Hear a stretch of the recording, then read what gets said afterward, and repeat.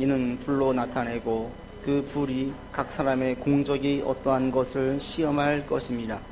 만일 누구든지 그 위에 세운 공적이 그대로 있으면 상을 받고 누구든지 그 공적이 불타면 해를 받으리니 그러나 자신은 구원을 받되 불 가운데서 받은 것 같으니라. 아멘. 지난주 말씀을 드릴 때 신앙은 어린 신앙이 있고 어른 신앙이 있다 라고 말씀을 드렸습니다. 교회에서 올 때는 예수 믿으면 다 똑같은 것 같지만 다 똑같지가 않죠.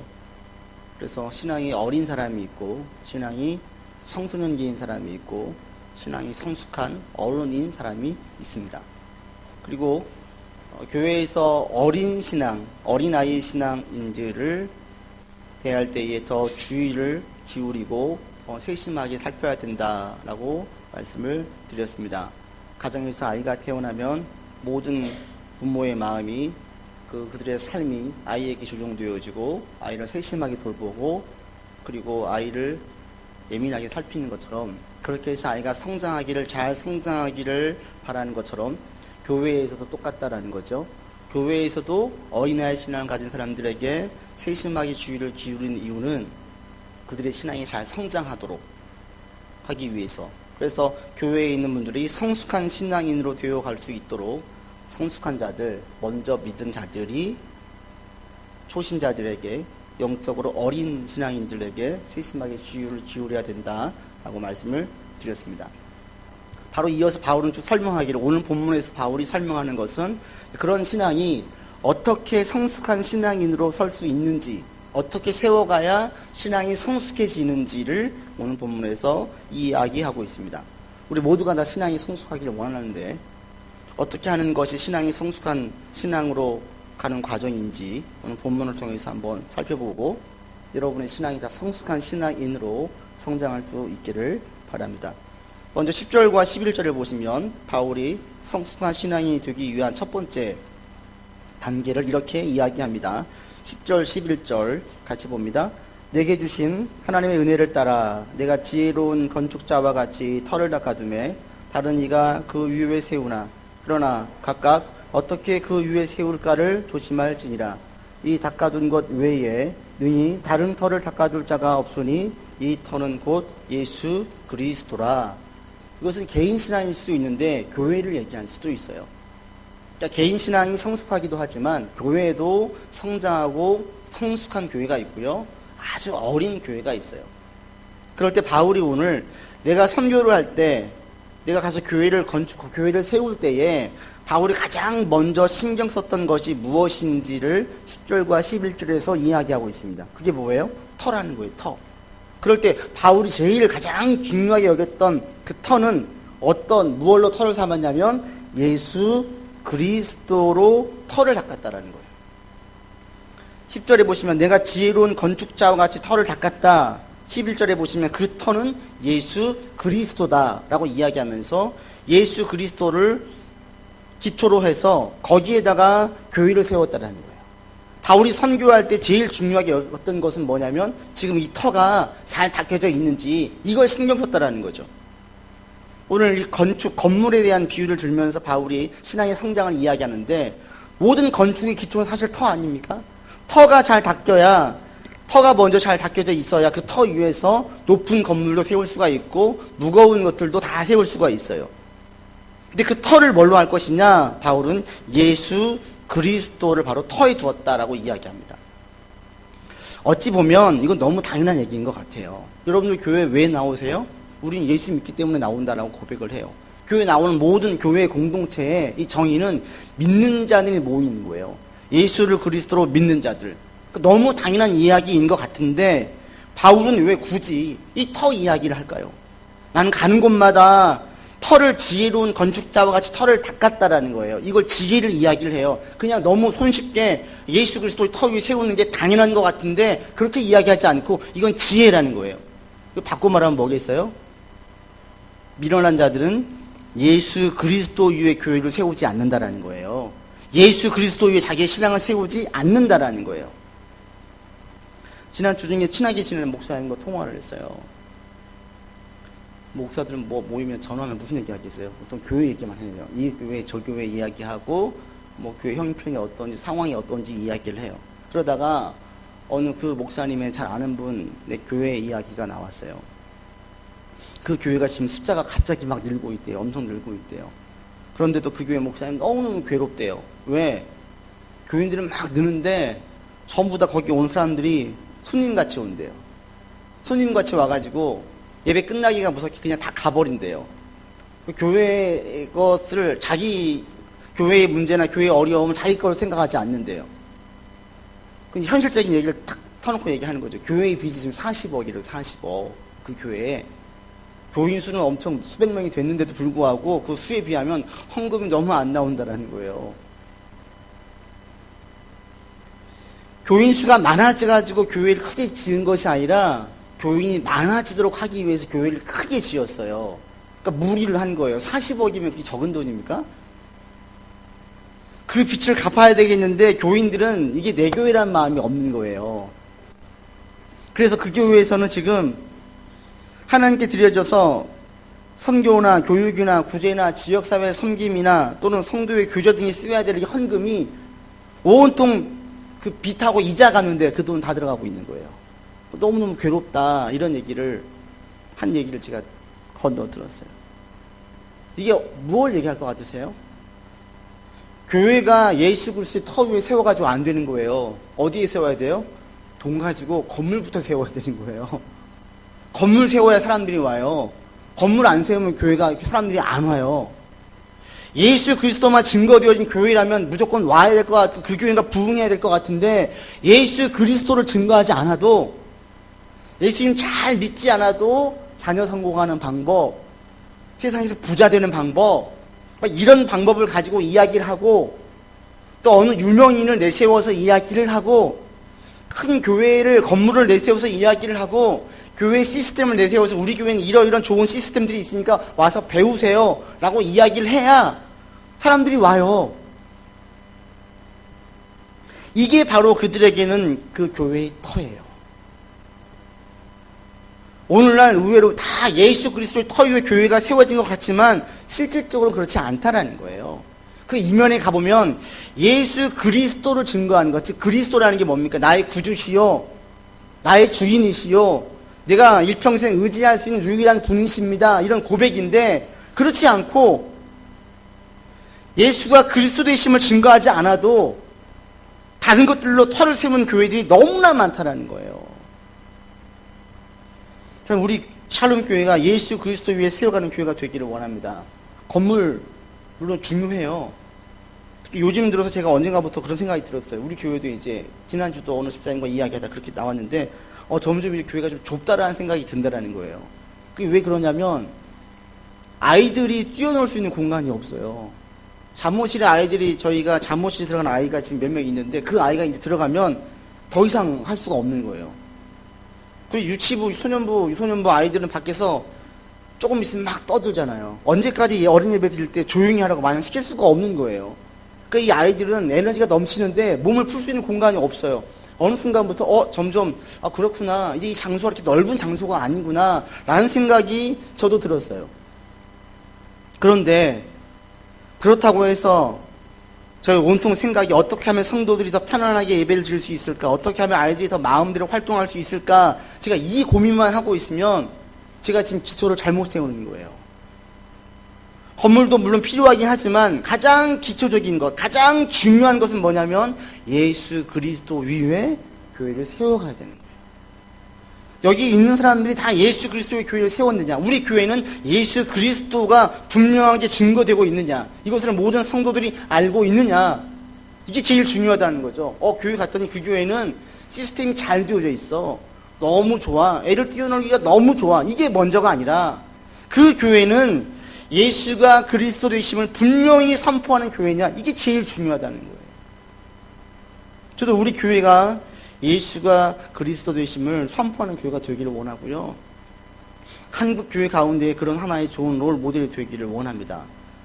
건물 막 중요하게 여기지 않아도, 다른 것들을 막 중요하게 여기지 않아도 예수가 그리스도 되심을, 이것만을 가장 중요하게 여기고 이걸 터를 분명하게 했더니 그 교회가 든든히 서가더라. 나머지는 알아서 조금씩 저절로 해결되어 가더라. 그런 교회가 자립하고 건강해지더라. 이런 좋은 선례를 우리 교회가 남겼으면 좋겠어요. 여러분도 그런 부분을 놓고 같이 기도해 주시면 좋겠습니다. 이건 개인 신앙도 마찬가지입니다. 교회가 예수 그리스도 터 위에 세워야 되는 것처럼 우리 개인 신앙도 예수 그리스도의 터 위에서 분명히 세워야 됩니다. 바울도 그랬어요. 바울이 다니는 곳마다 선교를 할 때에 그리스도 터 위에서 교회를 세웠는데 자기 신앙도 마찬가지였어요. 자기 신앙도 바울은 철저하게 그리스도의 터 위에 세우려고 했습니다. 사도행전 14장에 보면 바울과 바나바가 루스드라에서 전도를 해요. 그때 나면서 안진뱅이 된 사람, 한 번도 걸어보지 못한 그 자가 믿음이 있는 것을 바울이 보고 예수 이름으로 일어나라고 했어요. 일어났어요. 그게 근데 그 도시에서 난리가 난 거예요. 저 사람은 사람이 아니다. 신의 대리자다. 그래서 거기 있는 사람들이 이 바울을 막 높이려고 숭배하려고 했어요. 그때 바울이 어떻게 합니까? 옷을 찢어요. 옷을 찢고 자기를 높이려고 숭배하려고 하는 그 무리들 가운데 들어가서 막 선포를 해요. 나는 여러분과 똑같은 성정을 가진, 여러분과 똑같은 성적의 성질의 사람입니다. 라고 이야기를 해요. 저는 절대 높일 수 없습니다. 그래서 그 무리들을 힘써서 만류했다는 거예요. 높아질 분은 내가 아니라는 거예요. 내가 주인이 아니고 내가 믿는 예수님이 높여주셔야지 나는 여러분과 똑같다라는 거예요. 바울은 힘써서 예수 그리스도의 터 위에 자신을 세우려고 했어요. 사람들이 자기를 숭배하고 높이려고 할 때에 옷을 찢으면서 이건 참남한 행동으로 여겼어요. 또 오늘날도 그러합니까? 불행하게도 많은 분들은 존경받기를 바라고 좀 높임받기를 원해요. 목사들도 예외가 아니에요. 아유, 우리 목사님은 대단하신 분이고 훨씬 신령하신 분이고, 그리고 그것들을 아유 멀려가 아니라 기분 좋게 듣는 목사들이 있어요. 우리의 개인 신앙도 마찬가지. 여러분의 개인의 신앙이 예수 그리스도의 터 위에 세워야 됩니다. 예수 그리스도 터 위에 여러분이 분명히 서기를 바랍니다. 그것은 곧 내 삶의 주인이 내가 아니라 예수님이라는 거예요. 내 인생에서 내가 높여줄 것이 아니라 예수님이 높여지셔야 된다는 거예요. 내가 일평생 의지할 것은 그 무엇이가 아니라, 내가 아니라 바로 예수님이라는 거예요. 그리고 예수를 그리스도로 터로 세우는 것은 일회적으로 끝나서는 안 돼요. 계속 반복되어야 됩니다. 여러분 인생 가운데 언제까지? 죽을 때까지. 왜? 우리가 살면요, 나이에 따라서 내가 의지하는 인생의 기초가 달라져요. 가장 어릴 때에는 그 인생의 기초가 부모님이에요. 조금 크면 친구들이에요. 조금 더 크면 이제는 무엇인가 취업이 되기도 하고, 결혼이 되기도 하고, 가정이 되고, 집이 되고, 주위가 되고, 어떤 안정이 되고, 명예가 자신 가운데 기초가 돼요. 그리고 맨 마지막에 이제 늙어지면 자기 인생의 기초를 어디에 두냐면 건강에 둬요. 건강. 이게 모든 사람들이 공통적인 거예요. 그래서 모든 연령대마다 10대 때, 20대 때, 30대 때 나이를 먹어가면서 우리 인생의 기초 터를 다시 닦아야 돼요. 내 터가 지금 분명히 예수님인가? 부모님도 아니고 친구도 아니고 자녀도 아니고 세상적인 지위도 아니고 안정도 아니고 내 건강도 아니고 이 모든 것들이 터가 아니라 예수님이 나의 터인가? 이걸 자꾸 다져야 돼요. 그리고 또 하나, 우리가 사는 상황과 환경들이 항상 바뀌어요. 그러면 그 다른 환경과 상황 가운데에서 또다시 우리가 터를 다시 닦아야 돼요. 예수 그리스도로 터를 다시 세워야 돼요. 우리 살아온 삶이 다 달라요. 여러분 인생의 굴곡이 다 달라요. 그래서 내가 꽉 붙들고 있는 게 다 달라요. 성경에 그런 좋은 예들이 나옵니다. 아브라함은 죽을 때까지 계속 붙잡았던 게 뭔지 아세요? 자식이었어요. 자식. 야곱은 끝까지 붙잡았던 게 뭐냐면 늘 이기려는 승부였어요. 승부, 경쟁. 지금 세상이 그렇잖아요. 다 이겨야 된다라고 얘기하죠. 야곱이 그랬어요. 태어나면서부터 이기고자 하는 본능이 야곱 가운데 있었어요. 요셉은 태어나면서부터 늘 사랑받는 사람이었어요. 많은 사람들의 사랑을 받았어요. 요셉은. 그래서 그 가운데에서는 사람에 대한 의지의 정도가 클 수밖에 없어요. 많은 사랑을 받으니까. 모세는 늘 잘났어요. 자신감이 늘 그냥 가득했어요. 그 자신감으로 모든 걸 다 할 수 있다고 생각을 했어요. 또 그에 반해서 그 다음 이어진 여호수아는 너무 자신감이 없었어요. 자기의 상황, 그 사람의 기질, 삶에서 겪었던 많은 삶의 우여곡절들에 따라 가지고 자신이 기초로 세우는 것이 다 달라요. 여러분, 다 달라요. 그리고 그래서 우리가 예수를 기초로 세울 때에 계속 세워야 돼. 계속 다져야 돼요. 여러분도 그래서 예배를 드릴 때마다 늘, 오늘 찬양할 때도 그렇게 했습니다. 예수는 그리스도입니다. 반복한 이유가 거기에 있습니다. 여러분 인생 가운데에서 주님이 저에게 기초입니다. 내 인생의 기초, 내 인생의 터는 예수 그리스도입니다. 라고 여러분 고백하세요. 그리고 이 고백은 계속 다지세요. 주님이 제 인생의 터입니다. 고백하십시오. 계속 이렇게 지속적으로 이걸 기초로 둘 때에 주님께서 우리를 다듬어 가세요. 주님께서. 하나님이 아브라함을 다듬으셨습니다. 그래서 자녀를 기초로 두었던 그 아브라함이 자식을 내어놓고 죽이는 데까지 가게 만드셨어요. 이게 뭐냐면 다듬으시는 거예요. 네 인생의 주인은 자식이 아니다. 나로 삼으라는 거예요. 야곱도 마찬가지였습니다. 야곱이 죽을 때까지 늘 싸워 승리하는 게 야곱이었는데 마지막에 베냐민 놓으라고요. 베냐민. 야곱이 놓아요. 이게 하나님께서 다듬으시는 거예요. 요셉도 마찬가지였습니다. 요셉은 계속 지속적으로 사람에 대한 배신을 당하게 해요. 사람 의지하지 말라라는 거예요. 그 요셉이 나중에 총리가 된 다음에 사람 의지하지 않습니다. 하나님만 의지합니다. 그래서 요셉이 그 가운데에서 이스라엘 백성을 나중에 가나안 땅으로 인도하는 데에 인큐베이터 역할을 요셉이 감당합니다. 모세도 마찬가지였고 여호수아도 마찬가지였습니다. 하나하나 비유를 들면 하나님은 예수를 그리스도로, 하나님을 나의 인생의 기초로 세울 때에 다듬으세요. 전 여러분의 인생 가운데서도 이런 다듬음이 역사가 반드시 있어야 된다라고 봅니다. 여러분 예수 믿고 하나님께서 무엇을 다듬으셨습니까? 무엇을 다듬으셨어요? 나이대에 따라 다르고요. 내가 삶에서 경험한 것에 따라서 다듬으시는 게 달라요. 그러나 분명한 사실은 모든 믿는 자들, 예수를 그리스도로 터 위에 두는 모든 사람들은 하나님께서 다 다듬어 가신다라는 거예요.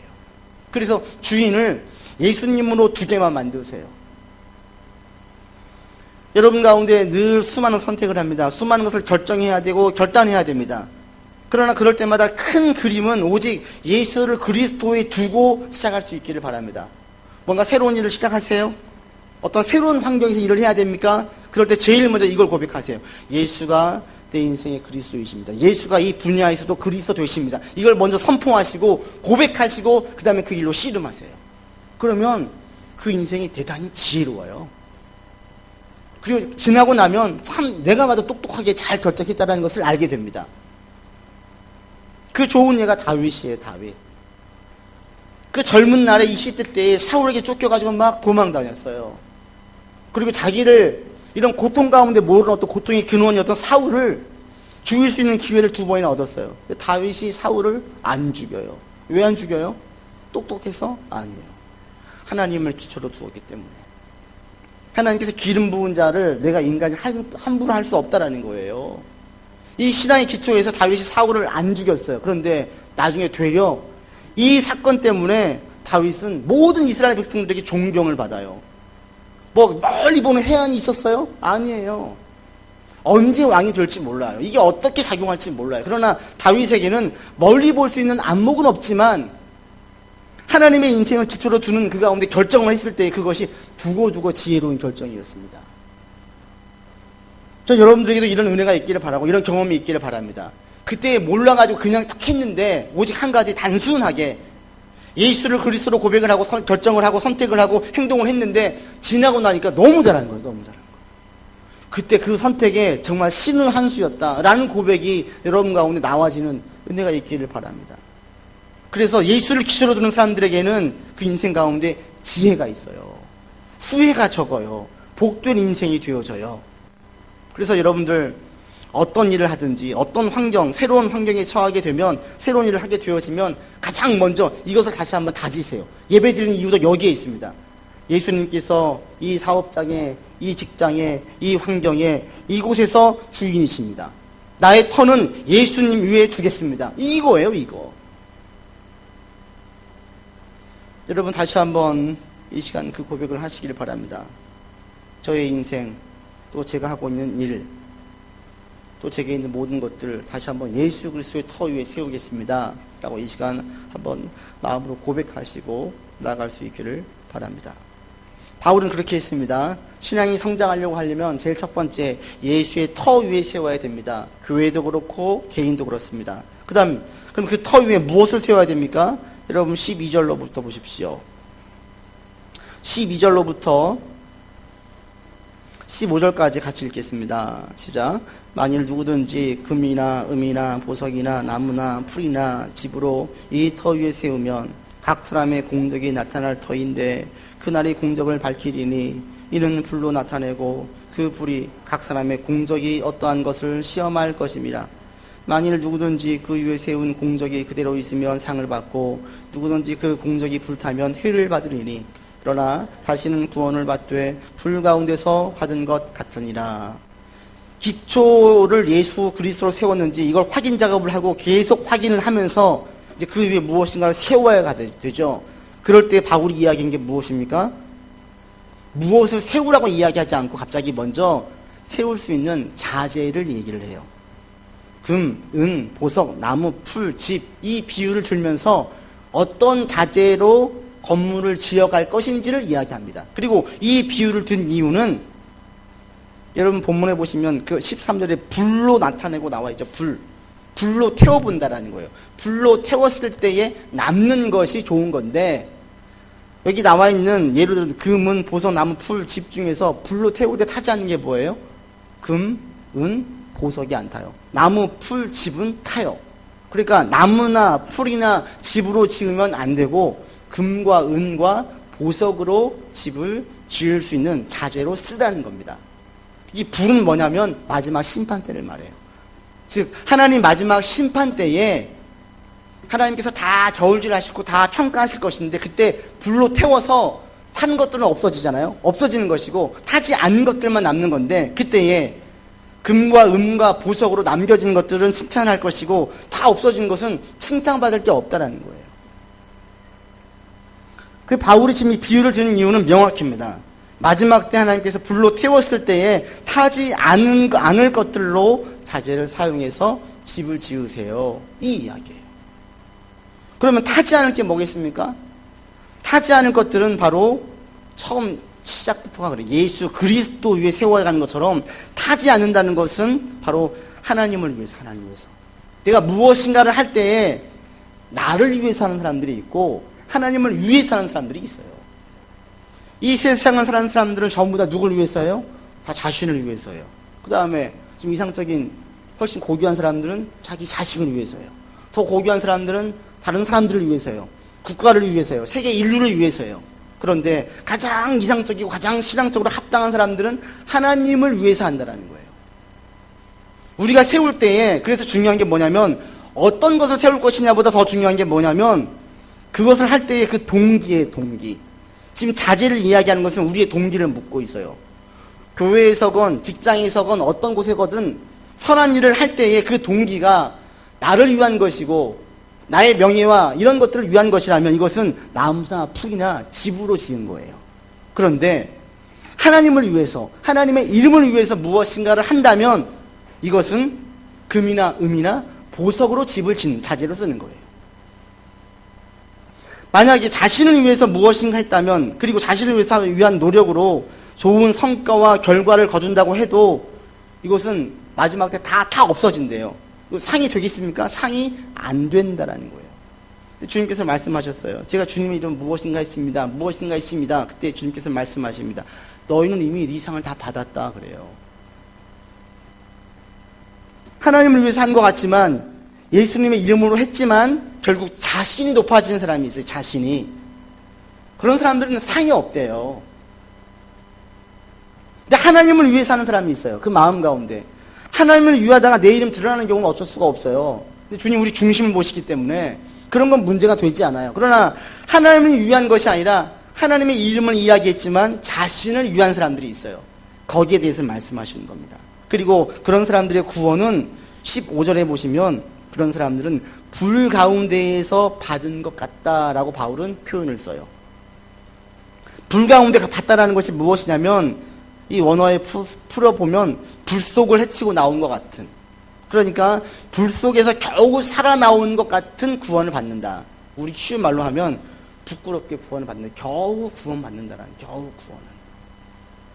상급이 어떤 상급일지, 칭찬이 어떤 칭찬일지는 모르겠지만 바울은 상급과 칭찬을 말해요. 그리고 그 가운데에 부끄러운 구원이 있대요. 천국 가면 칭찬받을 것은 없고 천국에 와 있는 자가 있는데 겨우 천국에 와 있는 사람이 있다는 거예요. 그리고 그것을 나누는 기준은 그 동기라는 겁니다. 전 여러분들이 예수를 터 위에 세웠으면 예수님을 위해서 예수님의 이름으로 무엇인가를 할 수 있는 자가 되기를 바랍니다. 그리고 그 가운데 무엇을 세워가야 될까? 그럼 이제 무엇을 세워야 될까?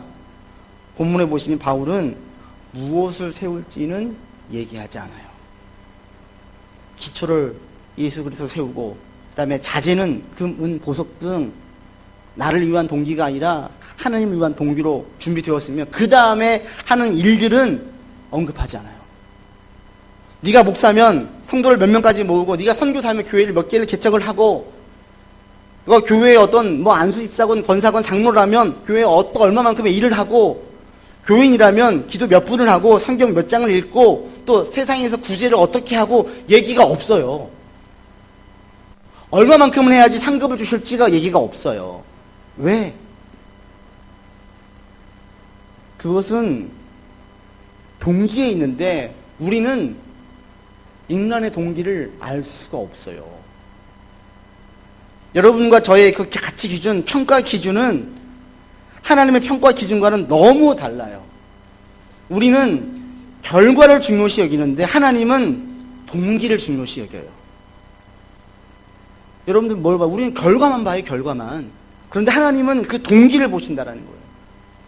가장 좋은 예가 그 누가복음 21장에 있는 과부가 2렙돈 헌금 드린 내용이에요. 우리로 말하면 500원 동전 2개 넣는 거예요. 예수님께서 그 여인을 보시고 헌금 제일 많이 했대요. 저 같아도 그 여인을 보고 헌금 많이 했다고 얘기를 할 수가 없고, 여러분 중에서 아무도 그 얘기 안 할 거예요. 우리가 헌금함이 있어요. 누가 헌금을 해요. 헌금 개수할 때 만약에 거기에 500원 동전 2개 있을 때 제가 보고 이게 가장 큰 돈입니다. 전 얘기한 적이 한 번도 없고 할 수도 없어요. 만약 거기에 누군가가 수표를 넣어가지고 동그라미가 몇 개인지 세어봐야 될 정도의 수표를 넣어 놓으면 이거 대체 누가 한 거예요? 이 큰 돈을 누가 했어요? 라고 저는 물을 거예요. 재정 담당 하시는 분도 저에게 물을 거예요. 그런데 예수님은 그런 관점이 아니라는 거예요. 보여주는 돈의 액수를 가지고 이야기하시는 것이 아니라 그 동기, 그 사람이 마음 가운데 어떤 마음으로 헌금했는지를 다 헌껏 끌고 계시는 그 동기를 보신다는 거예요. 여인은 500원짜리 2개 넣었는데 그게 자기 전부라는 거예요. 그 당시 자기가 생활할 수 있는 빵 하나 살 수밖에 없는 형편이었는데 불구하고 다 되었다라는 거예요. 때문에 가장 큰 돈이다, 가장 큰 일을 했다라고 주님께서는 칭찬하셨어요. 예수 이름으로 우리가 어떤 선한 일을 할 때, 어떤 칭찬받은 행동을 할 때에 그것이 무엇인지는 중요하지 않습니다. 또 한 가지, 그것이 얼마나 큰 일인지도 중요하지 않습니다. 중요한 것은 우리의 동기입니다. 주님께서 말씀하셨습니다. 신앙으로 지극히 작은 자 한 사람에게 냉수 한 그릇만 주어도 그 사람은 상이 있대요. 물 한 잔 주는 게 왜 상이 됩니까? 그런데 주님은 신앙으로 예수 이름으로 하나님을 위해서 누군가를 물 한 잔만 떠줘도 이게 상이 된대요. 우리는 큰 일을 해야지 상이 될 것 같은데 세상은 그런 사람에게 상을 주는데 예수님의 상의 기준은 다르다는 겁니다. 전 여러분이 하나님 앞에 섰을 때에, 하나님 앞에서 섰을 때에 칭찬받을 수 있는 자가 되기를 바랍니다. 사람에게 칭찬받는 자로 만족하지 마시고 하나님께 칭찬받는 자가 되기를 바랍니다.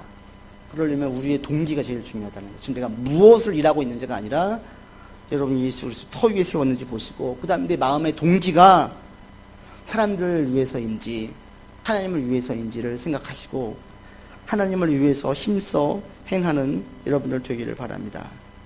그런 자들 주님은 특별히 사랑하세요. 특별히 보호하세요. 특별히 더 큰 은혜를 경험하게 하세요. 이번 한 주도 우리는 사람들을 많이 만나고 많은 사람들이 평가를 받을 것입니다. 그러나 힘써서 사람들에게 보이려고 애쓰지 마시고 하나님께서 보시기에 칭찬받을 만한 행동을 하는 저와 여러분 되어서 여러분의 집들이 나중에 심판 때, 마지막 때에 다 불타 없어지는 집이 아니라 하나님께 칭찬받을 것들이 많아지는 그런 신앙을 세워갈 수 있기를 주의 이름으로 권면을 드립니다. 기도합시다.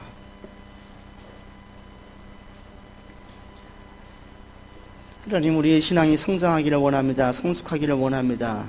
열매를 맺기를 원합니다. 그러기 위해서 가장 중요한 것이 기초입니다. 예수를 그리스도로 분명하게 기초 삼게 하여 주시옵소서. 우리가 처한 상황 가운데에, 우리가 결정해야 되는 일들 가운데에 예수를 그리스도로 분명히 고백하게 하여 주시옵소서. 그리고 하나님, 우리가 무엇인가 선한 일을 행할 때에 나를 위해서, 사람을 위해서보다 먼저 하나님을 위해서 신앙의 이름으로 행할 수 있도록 우리의 동기를 다시 한번 바르게 잡아 주시옵소서.